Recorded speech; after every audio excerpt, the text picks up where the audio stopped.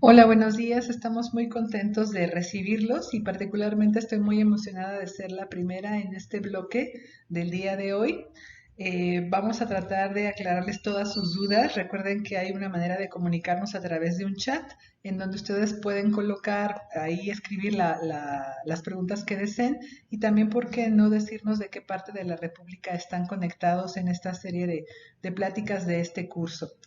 Bueno, pues vamos a empezar. A mí me toca el tema de cuerpos extraños en otorrinolaringología. Es un tema muy amplio. Los otorrinos tenemos mucha experiencia en esto y muchas anécdotas que podemos compartirles.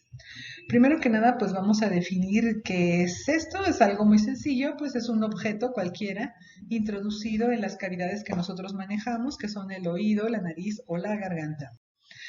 Estos por su naturaleza pueden ser animados o inanimados. Dentro de los animados pues tenemos a los insectos y a las larvas. En provincia es donde más podemos ver este tipo de objetos animados, sobre todo con los animales de las granjas, como son las vacas y los borregos. Entonces, continuamente vemos o extraemos garrapatas y chinches. Pero la ciudad no deja de ser también un lugar, una jungla, y extraemos también cucarachas o insectos de los jardines. Dentro de los inanimados tenemos los materiales de tipo orgánico, como son los frijoles, el arroz, el maíz o las maderas.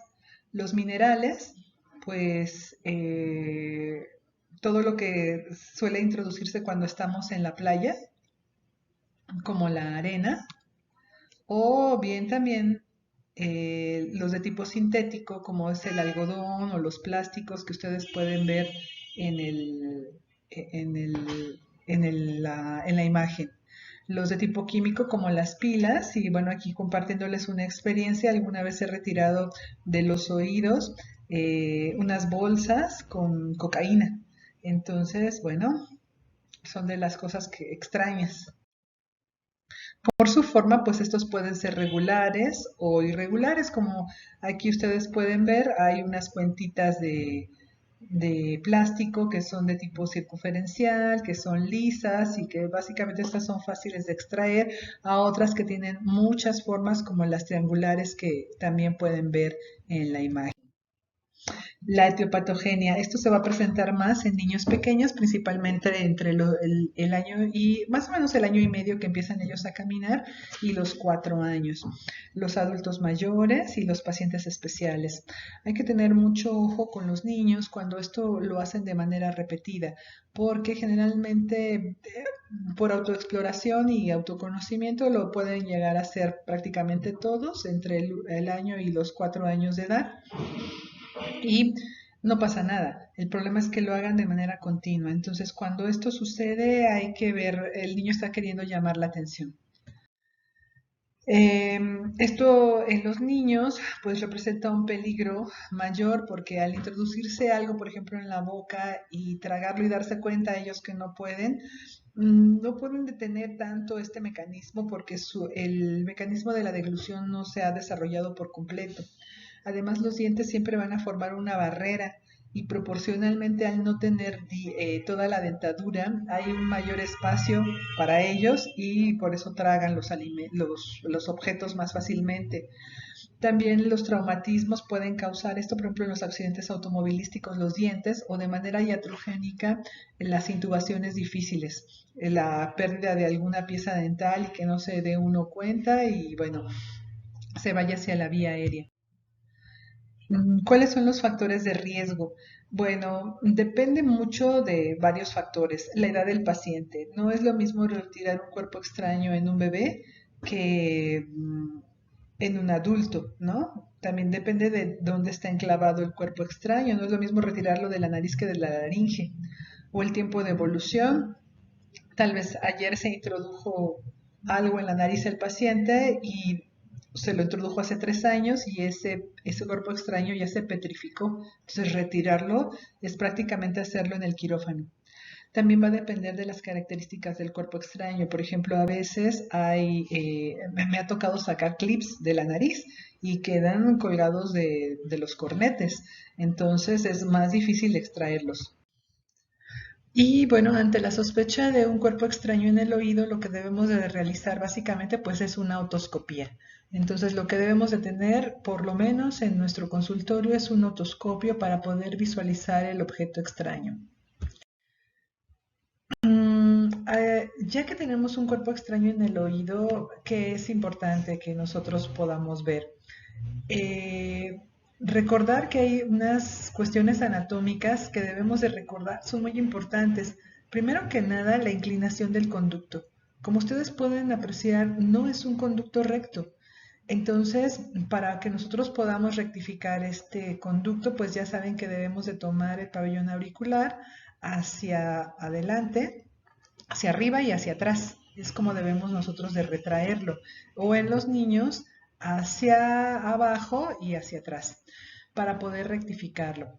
Si nosotros atrevemos a meter una pinza sin hacer estas maniobras de rectificación, lo que vamos a hacer es golpear sobre el conducto, sobre el piso inferior. Si logramos pasar esa barrera y introducimos algo largo, vamos a pegar en el tímpano, que ya ven que también tiene esta inclinación la parte superior.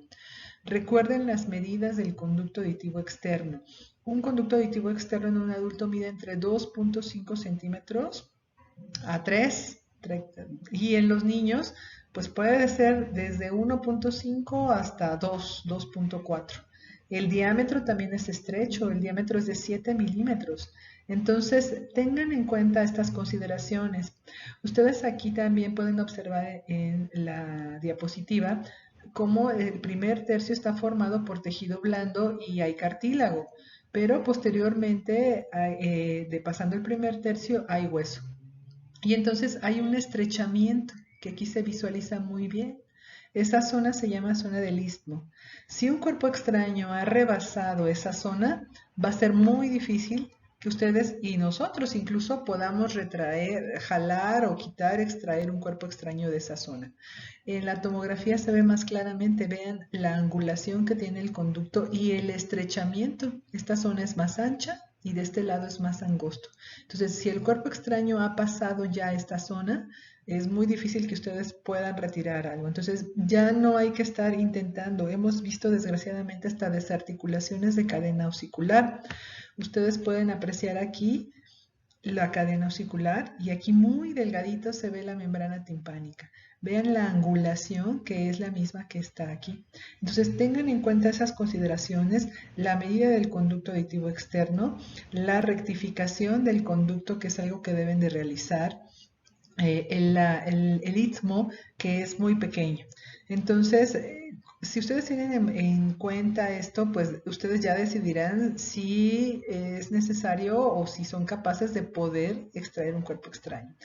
Si se encuentra fuera del oído, prácticamente a veces se ve, si ustedes tienen una pinza de Harman, por ejemplo, o una pinza de cocodrilo o una cucharilla, lo van a poder extraer si está en la parte superficial y sobre todo si sujetan de manera adecuada al paciente. Entonces, eso lo vamos a ver más adelante. Si se trata de un cuerpo extraño animado, pues ¿qué es lo que hay que hacer? Paralizar al insecto. Esto lo vamos a realizar con vaselina líquida o con aceite. No importa, incluso aceite en casa. En nuestros consultorios como otorrinos prácticamente todos contamos con un poco de vaselina líquida porque es espantoso que las personas lleguen con una sensación de que algo se está moviendo en el interior de su oído, con pensamientos de que le va a llegar hasta el cerebro o se va a salir del otro lado. Entonces hay que tranquilizar al paciente, hay que quitarle esa sensación y lo vamos a lograr colocando este líquido viscoso que va a hacer que las patas ya no se muevan, ya no se peguen a la piel o se despeguen de la piel y el insecto o se sale o se ahoga. Si queda muy en el fondo, ustedes al realizar de nuevo la otoscopía, pues también verán si está en el fondo, no hay necesidad de hacer nada. Ustedes ya hicieron suficiente con hacer que eso ya se haya muerto y que no se siga moviendo. Hicieron lo suficiente y lo hicieron muy bien. Entonces ya lo demás se lo dejan al otorrino y le envían con el otorrinolaringólogo. Si está en la parte superficial, pues lo van a poder sacar sin ningún problema. Y bueno, aquí hablando de sujetar adecuadamente al paciente, ¿qué es lo que ve el niño, no? El niño pues ve unos monstruos ahí, ¿no? Todos llenos de sangre, con unas pinzas enormes, una persona con una luz que lo deslumbra, el padre que está en su contra tratando de sujetarlo. Entonces tenemos que ser empáticos con los pacientes, explicarles. Lo ideal cuando llegan con nosotros es que no vayan manipulados. Si ustedes ven que no tienen ni la luz ni el equipo adecuado, no los toquen, no son una emergencia, eso también ahorita más adelante lo vamos a ver y va a ser más fácil detenerlos y sacarlos. Ustedes ven aquí en estas fotografías cómo el médico está haciendo la otoscopía y posteriormente cómo debemos de sujetarlos. Aunque sean niños más grandecitos, hay que hacerlo, hay que sujetarlos bien. Por ejemplo, hacerlos prácticamente un taco con una sábana y después sentarlos. Esa es la manera correcta de extraerlos. Los cuerpos extraños. En el regazo de la madre o del padre, siempre les recomendamos mejor que haya un hombre. Introducir las piernas del pequeño adentro de las de la madre o del padre y cruzar las piernas. Y con una mano, como se ve aquí en la fotografía, el padre o la madre sujeta los dos brazos al mismo tiempo y la cabeza. La cabeza la toma de la frente y la recarga hacia su pecho. Esa es la manera adecuada de sujetar a los pacientes. Bueno, y si ya tenemos visualizado el cuerpo extraño, ya sabemos que si no causamos más daño, es decir, no está hasta en el fondo del conducto o de la nariz, pues podemos intentar extraerlo. Lo ideal es extraerlo bajo visión microscópica o con un endoscopio, que es lo que hacemos los otorrinos. Pero si no, si ustedes tienen una pinza y está muy superficial, lo pueden sacar, ¿no? También nosotros utilizamos aspiración para poder sacar objetos que la gente se introduce. Y sí, también practicamos lavados, sobre todo cuando son cuentas esféricas de plástico pequeñas que están en el fondo, en vez de manipularlos y que con una cucharilla o con un pico pequeño el paciente se mueva, es más riesgoso, es mejor realizar un lavado. Pero si el objeto es de madera o es una semilla, no hidraten, porque va a pasar, se va a hinchar y entonces va a ser muy difícil que podamos sacarlo. Entonces todas estas cosas de tipo orgánicas no hay que hidratarlas. Y si el objeto es una pila, pues es como una pila en cualquier parte del cuerpo. Es una emergencia y esa pila debe de ser extraída inmediatamente. No puede quedarse el paciente horas con él y mucho menos días. Inmediatamente tiene que ser remitido y concientizar a los padres sobre esto. Cualquier otro objeto, si no es una pila y si el cuerpo extraño es animado y ustedes han logrado aquietarlo con el aceite, realmente no es una emergencia. Volvemos a lo mismo. Entonces, si realmente no se puede extraer porque no tengo el equipo, no tengo la luz, no lo sujetan adecuadamente y no es una pila, pues no es una emergencia. Entonces hay que derivar, por favor, con el otorrinolaringólogo. Y ya que retiramos el cuerpo extraño, ¿qué vamos a hacer? Pues vamos a volver a realizar otoscopía. Entonces, ¿para qué? Para ver el estado de nuestra membrana timpánica. Así que aquí vamos a tener dos cosas que visualizar. La primera, la membrana y sus estructuras, que realmente no encontremos nosotros en ninguna perforación. Por ejemplo, aquí hay una integridad, todavía está pegado ahí una pequeña hormiga, pero la membrana está íntegra. Habitualmente la membrana se inflama, igual que el conducto y la piel, por el agua, por la manipulación, incluso la membrana hasta por el llanto del paciente. Lo ideal es darles un poquito de gotas con esteroides y un poco de antibiótico. Para el oído, lo mejor actualmente son las quinolonas. Y de ellas la de elección es el ofloxacino, sin embargo en nuestro país no existe a la venta. Entonces, pero sí hay antibiótico de ciprofloxacino con un poco de esteroide. Entonces eso es lo que les damos si la membrana está íntegra. Pero si nosotros visualizamos perforaciones como aquí, que ustedes pueden ver ahí un agujero y aquí hay otro pequeño, más dos zonas de hemorragia, entonces vamos a indicar antibiótico sin esteroide y cuidados de oído seco. ¿Cómo van a hacer esto? Esto es muy importante y de esta plática tienen que irse con esto. no le puede entrar agua al tímpano, al oído. ¿Por qué? Porque el tímpano es una barrera. Entonces, si yo me baño, si yo me sumerjo, va a entrar el agua junto con todos los detritos de la piel. O sea, la piel se descama, la piel suda, la piel forma grasa, la piel tiene pelos. Y entonces, si yo me baño o me introduzco al agua, va a entrar por aquí y después vamos a tener supuración en el oído medio. Eh, ¿Qué hay que hacer entonces? Pues decirle al paciente que no le puede entrar agua, ¿no? Cada vez que se meta a bañar, se va a poner una bolita de algodón y encima tienen que colocarle los padres o el adulto, si es que fue el caso, vaselina sólida, para que cuando caiga el agua resbale y entonces no le va a entrar agua al oído. 48 horas después tienen que hacer control de esa membrana, generalmente con perforaciones pequeñas de tipo traumática, es decir, que no son de cuestión infecciosa, esas perforaciones sellan. Y bueno, ahora vamos con los cuerpos extraños en la nariz. Los cuerpos extraños en la nariz dan, dependiendo del tiempo que haya pasado de que el paciente se introdujo lo que haya sido, es lo que nos va a dar sintomatología. Es decir, si se lo introdujo hace unas horas, prácticamente no van a tener nada, tal vez un poco de congestión. Pero pueden pasar semanas, meses o incluso años con los cuerpos extraños y de eso va a depender su sintomatología. La principal va a ser la congestión nasal. Ya que la nariz está congestionada, entonces empieza un edema, un trasudado y el paciente va a empezar con una rinorrea, que de ser hialina va a empezar a ser amarillenta o verdosa de manera continua durante varios días, lo que le va a dar a esa rinorrea una característica de fetidez nasal. Obviamente van a tener estornudos, pueden tener dolor nasal y ojo, es unilateral. La gran mayoría de los cuerpos extraños en la nariz son en una sola fosa nasal.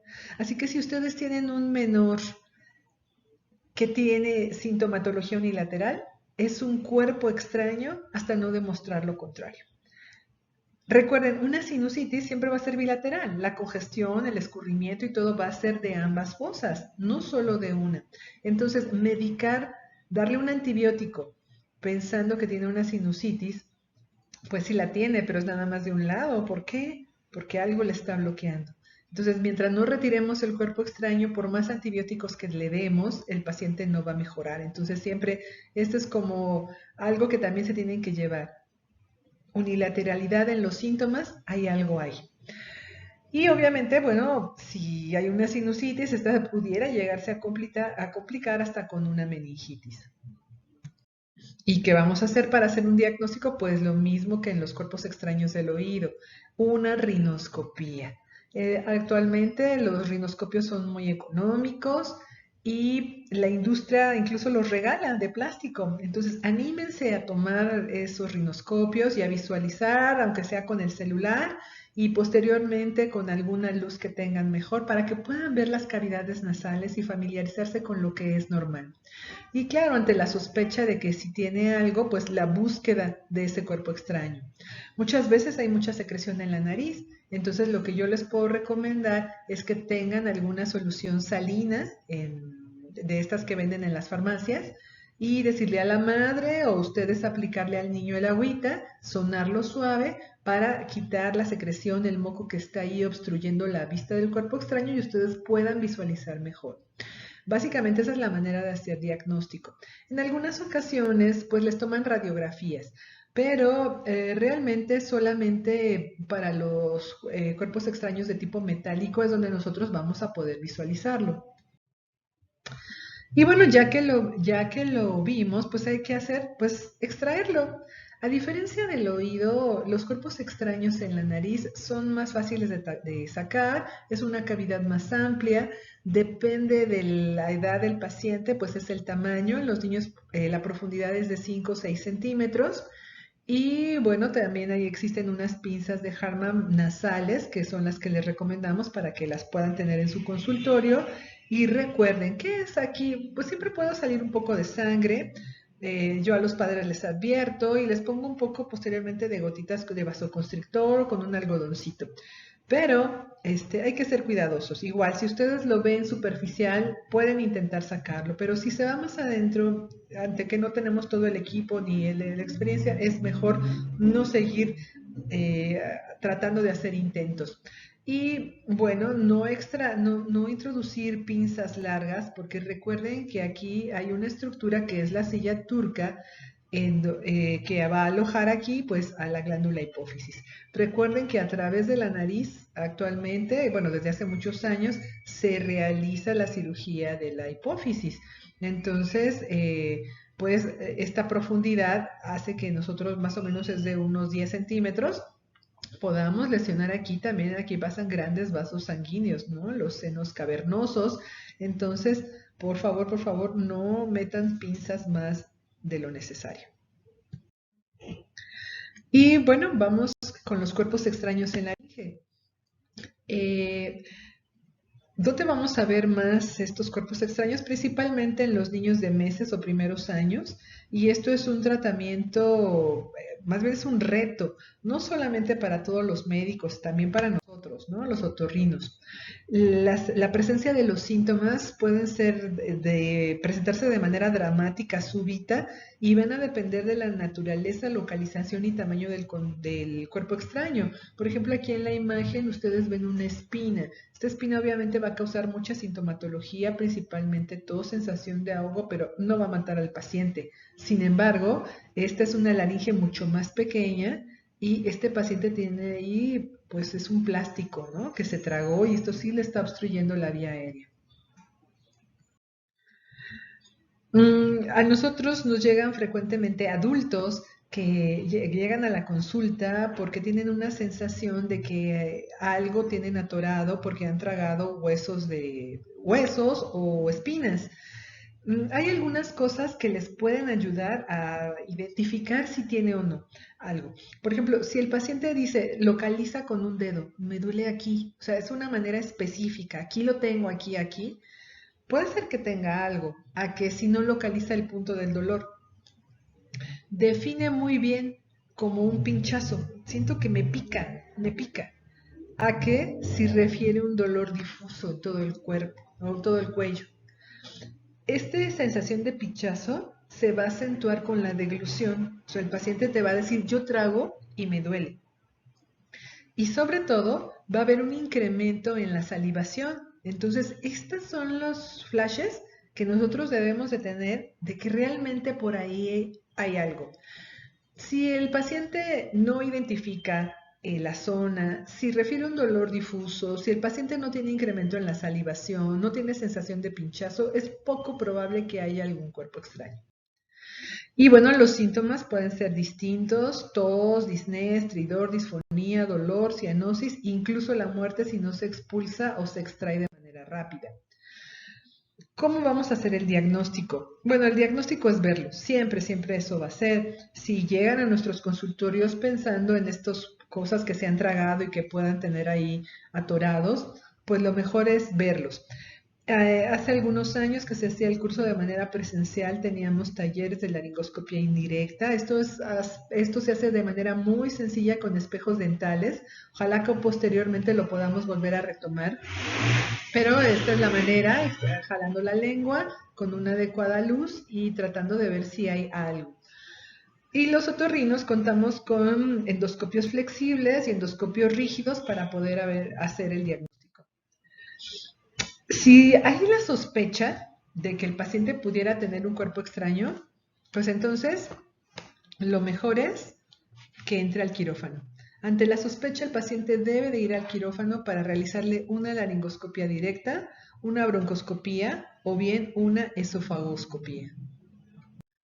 Bueno, y ante un cuerpo extraño por atragantamiento y que nosotros tuviéramos la fortuna o desfortuna de estar ahí, ya no sabe uno, ¿verdad? Pues estar preparados para realizar una maniobra de Heimlich. Esto, pues ustedes saben que es a través de compresiones abdominales y que es un procedimiento de primeros auxilios para desobstruir el conducto respiratorio que está bloqueado por alimento o cualquier otro objeto. Ha demostrado ser una técnica efectiva para salvar vidas en caso de asfixia y básicamente está basado en la compresión abdominal Recuerden ustedes colocar su mano en puño y la otra sobre de ella y realizar compresiones en J, ¿no? Abajo del apéndice gifoides del paciente se recomiendan 5 compresiones abdominales, tratar de apretarlo más fuerte para que salga. En los niños esta maniobra es modificada. Tenemos que colocarnos a la altura del paciente, como se muestra en la imagen.